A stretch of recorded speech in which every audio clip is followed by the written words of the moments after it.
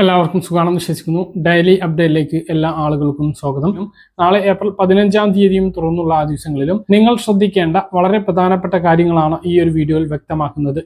വീഡിയോയുടെ വിശദാംശങ്ങളിലേക്ക് കടക്കുന്ന മുമ്പ് കൂടുതൽ ആളുകളിലേക്ക് ഇൻഫർമേഷൻ എത്താൻ ഷെയർ ചെയ്യുക, ലൈക്ക് ചെയ്യുക, ഫേസ്ബുക്കിലൂടെ കാണുന്ന ആളുകൾ ഫോളോ ചെയ്യുക. വീഡിയോയുടെ വിശദമായ വിവരങ്ങളിലേക്ക് വരാം. സംസ്ഥാന സർക്കാർ വിതരണം ചെയ്യുന്ന ഏറ്റവും വലിയ ധനസഹായ പദ്ധതിയാണ് ക്ഷേമ പെൻഷൻ. വിവിധ ഇനങ്ങളിലായി 64 ലക്ഷത്തോളം ആളുകൾക്കാണ് ക്ഷേമ പെൻഷൻ ലഭിക്കുന്നത്. ശേഷിക്കാരായിട്ടുള്ള ആളുകൾക്ക്, അത് കുട്ടികളാണ് എങ്കിൽ പോലും 2000 രൂപ മാസം ക്ഷേമ പെൻഷൻ ലഭിക്കുന്നതാണ്. 18 വയസ്സ് കഴിഞ്ഞിട്ടുള്ള ഭർത്താവ് മരണപ്പെട്ട സ്ത്രീകൾക്ക് വിധവാ പെൻഷനും, 50 വയസ്സ് കഴിഞ്ഞും വിവാഹിതരല്ലാത്ത സ്ത്രീകൾക്ക് അവിവാഹിത പെൻഷനും ലഭിക്കുന്നതാണ്. 60 വയസ്സ് കഴിഞ്ഞിട്ടുള്ള സംസ്ഥാനത്തെ 1 ലക്ഷം രൂപയ്ക്ക് താഴെയോ വാർഷിക വരുമാനമുള്ള റേഷൻ കാർഡിന്റെ വ്യത്യാസമില്ലാതെ എല്ലാവർക്കും 2000 രൂപ ക്ഷേമ പെൻഷന് അർഹതയുണ്ട്. നിലവിൽ ലഭിക്കുന്ന ആളുകൾക്ക് തുടർന്നും ലഭിക്കുന്നതിന് വാർഷിക മസ്റ്ററിംഗ് ഉണ്ട്, വരുമാന സർട്ടിഫിക്കറ്റ് സമർപ്പണമുണ്ട്. സ്ത്രീകൾ വിധവാ പെൻഷനും അവിവാഹിത പെൻഷനും വാങ്ങുന്ന ആളുകൾക്ക് പുനർവാഹിതയല്ല എന്നുള്ള ലൈഫ് സർട്ടിഫിക്കറ്റ് സമർപ്പിക്കേണ്ടതുണ്ട്. ഇതുവരെ അപേക്ഷ നൽകിയിട്ടില്ലാത്ത ആളുകൾ ഈ പദ്ധതിയിലേക്ക് അപേക്ഷ നൽകുകയും വേണം. 1 ലക്ഷം രൂപയ്ക്ക് താഴെ വാർഷിക വരുമാനമുള്ള, വീട്ടിൽ അത്യാധുനിക ആഡംബര സൗകര്യങ്ങൾ ഇല്ലാത്ത വീടുകളിൽ താമസിക്കുന്ന, സ്വന്തമായി 4 ചക്ര വാഹനം 1000 cc മുകളിലുള്ള 4 ചക്ര വാഹനം ഇല്ലാത്തവർക്ക് പദ്ധതിയിലേക്ക് അപേക്ഷിക്കാം. 2000 സ്ക്വയർ ഫീറ്റിന് മുകളിലുള്ള വീട്, 2 ഏക്കറിലധികം ഭൂമി, വീട്ടിൽ AC ഉൾപ്പെടെയുള്ള അത്യാധുനിക സൗകര്യങ്ങൾ ഇവയൊന്നും ഉണ്ട് എങ്കിൽ അപേക്ഷിക്കേണ്ടതില്ല. കാരണം തദ്ദേശ സ്ഥാപനങ്ങളിൽ നിന്നും ഫീൽഡ് തലങ്ങളിലേക്ക് നടത്തുന്ന പരിശോധനയുടെ അടിസ്ഥാനത്തിൽ അർഹതയില്ല എന്ന് കണ്ടെത്തിയാൽ അവർക്ക് പെൻഷൻ അനുവദിച്ചു കിട്ടില്ല. അങ്ങനെ ഇല്ലാത്ത എല്ലാ ആളുകൾക്കും പദ്ധതിയിലേക്ക് അപേക്ഷ നൽകാവുന്നതാണ്. അപേക്ഷ സ്വീകരിച്ചു കഴിഞ്ഞാൽ 2000 രൂപയാണ് മാസം പെൻഷനായിട്ട് ഇപ്പോൾ ലഭിച്ചുകൊണ്ടിരിക്കുന്നത്. വരുമാനം കണക്കാക്കുന്നത് വാർഷിക വരുമാനം 1 ലക്ഷം രൂപയ്ക്ക് താഴെയാകണം. 2020 ഡിസംബർ 30 മുമ്പ് പെൻഷൻ ലഭിക്കുന്ന ആളുകൾക്ക് ഇപ്പോൾ വരുമാന സർട്ടിഫിക്കറ്റ് ആവശ്യപ്പെട്ടിട്ടുണ്ട്. ജൂൺ 30 മുമ്പ് വരുമാന സർട്ടിഫിക്കറ്റ് നൽകണം. അത് നൽകിയിട്ടില്ല എങ്കിൽ തുടർന്ന് അങ്ങോട്ട് പെൻഷൻ മുടങ്ങാനുള്ള സാധ്യതയുണ്ട്.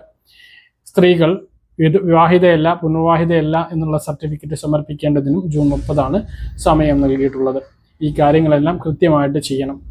അപേക്ഷ നൽകിയാൽ തദ്ദേശ സ്ഥാപന സെക്രട്ടറിമാരാണ് പെൻഷൻ അനുവദിക്കുന്നത്. അതിനുശേഷം എല്ലാ മാസവും 2000 രൂപ ബാങ്ക് അക്കൗണ്ടുകളിലേക്കോ കയ്യിലേക്കോ ലഭിക്കും. അപേക്ഷ നൽകുന്നതിന് ആധാർ കാർഡ്, റേഷൻ കാർഡ്, ഒരു ഫോട്ടോ, ജനനം തീയതി തെളിയിക്കുന്നതിന് സർട്ടിഫിക്കറ്റ്, അത് ജനന സർട്ടിഫിക്കറ്റോ SSLC ബുക്കോ ഡ്രൈവിംഗ് ലൈസൻസൊന്നും ഇല്ല എങ്കിൽ ജനനം സംബന്ധിച്ച് ഡോക്ടർ നൽകുന്ന സത്യവാങ്മൂലം മതിയാകും. ഇത് പ്രകാരമാണ് അക്ഷയ മുഖാന്തരം അപേക്ഷ നൽകേണ്ടത്. പെൻഷൻ അനുവദിച്ച് കിട്ടിയാൽ എല്ലാ വർഷവും ആധാർ അടിസ്ഥാനത്തിലുള്ള മസ്റ്ററിംഗ് ഉണ്ടാകും. 2 രീതിയിലാണ് സംസ്ഥാനത്ത് ക്ഷേമ പെൻഷൻ വിതരണം ചെയ്യുന്നത്. കയ്യിൽ 25 ലക്ഷത്തോളം ആളുകൾക്കും 24.46 ലക്ഷത്തോളം ആളുകൾക്ക് ബാങ്ക് അക്കൗണ്ടുകളിലേക്കുമാണ് തുക എത്തുന്നത്. ബാക്കിയുള്ളവർക്കെല്ലാം ക്ഷേമ ബോർഡ് പെൻഷനാണ്. അതെല്ലാം ബാങ്ക് അക്കൗണ്ടുകളിലേക്ക് തന്നെയാണ് ലഭിക്കുന്നത്. ഇങ്ങനെ 64 ലക്ഷത്തോളം പേർക്കാണ് തുക പെൻഷനായിട്ട് ക്ഷേമനിധി, ബോർഡ് പെൻഷൻ, സാമൂഹ്യ സുരക്ഷാ ക്ഷേമ പെൻഷൻ ഇവയെല്ലാം ലഭിക്കുന്നത്. അപ്പോൾ പദ്ധതിയിലേക്ക് ഇനിയും അപേക്ഷിച്ചിട്ടില്ലാത്ത ആളുകൾ പദ്ധതിയിലേക്ക് അപേക്ഷിക്കുക. LDF 90 സീറ്റിലധികം നേടിക്കൊണ്ട് വീണ്ടും അധികാരത്തിൽ വരുമെന്ന് CPM സംസ്ഥാന സെക്രട്ടറി MV ഗോവിന്ദൻ വാർത്താ സമ്മേളനത്തിൽ അറിയിച്ചിരുന്നു.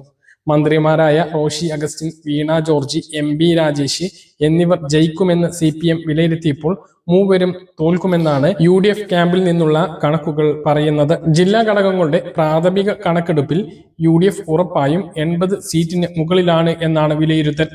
ആലപ്പുഴയിലും തൃശൂരും പാലക്കാടും UDFന് അനുകൂല തരംഗം ഉണ്ടായാൽ സീറ്റുകളുടെ എണ്ണം അതിലും കൂടും എന്നാണ് വിലയിരുത്തിയിട്ടുള്ളത്. UDF കണക്കുകൾ ഇങ്ങനെയാണ്.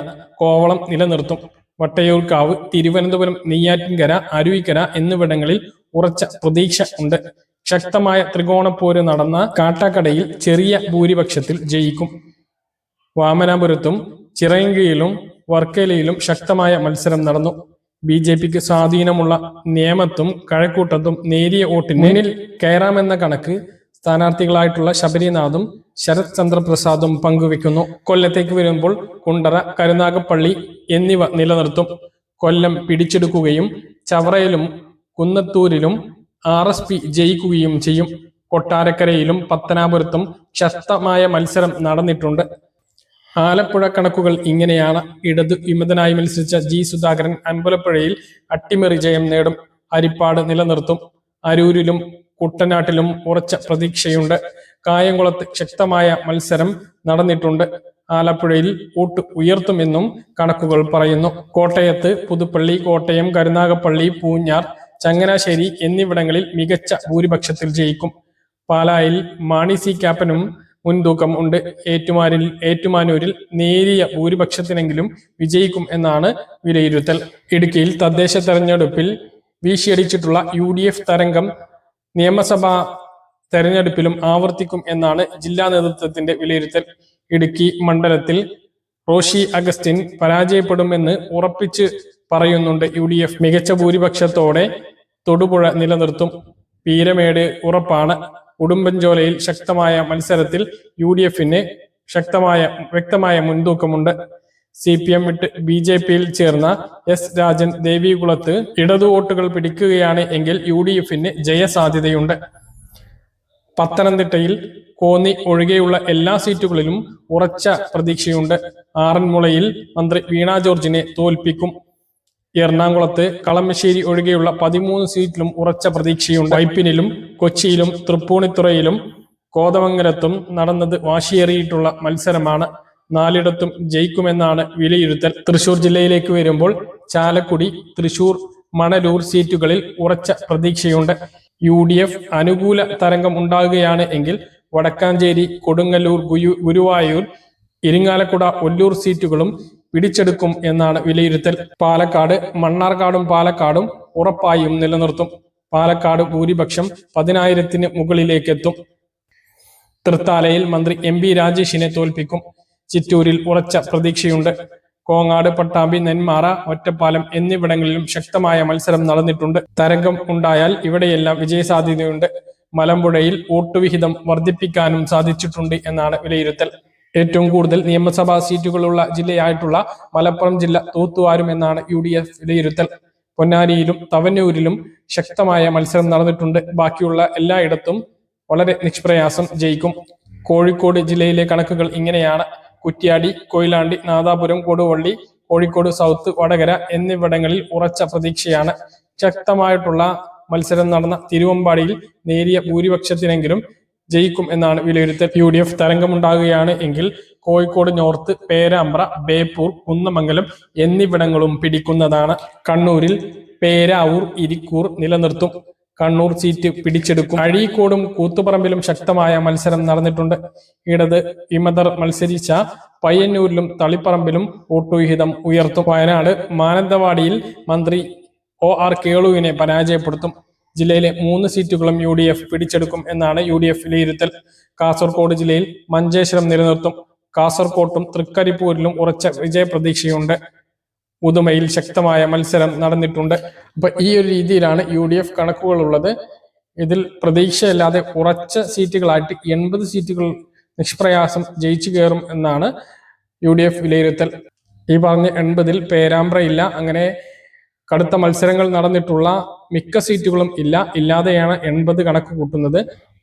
അപ്പോൾ ഏത് രീതിയിലാണ് ഫലം വരിക എന്ന് നമുക്ക് 4-ാം തീയതി വരെ കാത്തിരിക്കാം. നിങ്ങളുടെ അഭിപ്രായങ്ങൾ താഴെ കമന്റായി രേഖപ്പെടുത്തുക.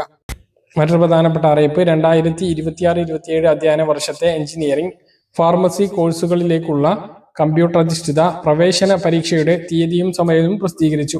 എഞ്ചിനീയറിംഗ് പരീക്ഷ ഏപ്രിൽ 17 മുതൽ 22 വരെ നടക്കും.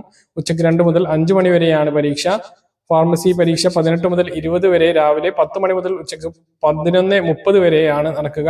എഞ്ചിനീയറിംഗ് പ്രവേശന പരീക്ഷയിൽ പങ്കെടുക്കുന്ന വിദ്യാർത്ഥികൾ പരീക്ഷയ്ക്ക് 2 മണിക്കൂർ മുമ്പ് പരീക്ഷാ കേന്ദ്രങ്ങളിൽ റിപ്പോർട്ട് ചെയ്യണം. വിശദ വിവരങ്ങൾക്ക് www.cee.kerala.gov.in എന്ന വെബ്സൈറ്റ് സന്ദർശിക്കുക. 0471 2332 120, 0471 2338 487 എന്നീ നമ്പറുകളിൽ ബന്ധപ്പെടാവുന്നതാണ്. സംസ്ഥാന ഡ്രഗ് കൺട്രോൾ വകുപ്പിലെ മരുന്ന് പരിശോധന ലാബുകളിൽ നടത്തിയിട്ടുള്ള ഗുണനിലവാര പരിശോധനകളിൽ മാർച്ച് മാസത്തിൽ ഗുണനിലവാരം ഇല്ലാത്തതായി കണ്ടെത്തിയ 2 മരുന്നുകൾ നിരോധിച്ചിട്ടുണ്ട്. ഈ മരുന്നുകളുടെ സ്റ്റോക്ക് കൈവശമുള്ള വ്യാപാരികളും ആശുപത്രികളും അവ തിരികെ വിതരണക്കാരന് നൽകി വിശദാംശങ്ങൾ ബന്ധപ്പെട്ട ജില്ലാ ഡ്രഗ് കൺട്രോൾ അധികാരികളെ അറിയിക്കണമെന്ന് സംസ്ഥാന ഡ്രഗ് കൺട്രോളർ അറിയിച്ചു. മരുന്നിന്റെ പേര്, ഉൽപാദകർ, ബാച്ച് നമ്പർ, കാലാവധി ഇവ ഇങ്ങനെയാണ്. Ranitidine hydrochloride tablets IP 150 mg, Vivek ഫാർമസ്യം India limited, NH8, Chemmanpura, Amer, Jaipur. Batch number RDT 240-29, കാലാവധി 5/2026. മറ്റൊരു മരുന്ന് folic acid tablet IP 5 mg, Kerala state drug and pharmaceutical limited, Kalavoor PO, Alappuzha, Kerala 68-85-22. Batch number F65-092, expiry date 7-ാം മാസം 2028. ഈ 2 മരുന്നുകൾ ഗുണനിലവാര പരിശോധനയിൽ പരാജയപ്പെട്ടതിന്റെ അടിസ്ഥാനത്തിൽ വിൽപ്പനയും ഉപയോഗവും നിരോധിച്ചിട്ടുണ്ട്. പറഞ്ഞ കാര്യങ്ങൾ കൃത്യമായിട്ട് മനസ്സിലാണെന്ന് കരുതുന്നു. ഇതുപോലുള്ള ഇൻഫർമേഷനുകൾ ലഭിക്കാൻ ചാനൽ സബ്സ്ക്രൈബ് ചെയ്യുക, ബെൽ ഐക്കൺ എനേബിൾ ചെയ്ത് വെക്കുക. മറ്റൊരു വീഡിയോയുമായി നമുക്ക് കാണാം. ദൂരേക്ക് ബൈ.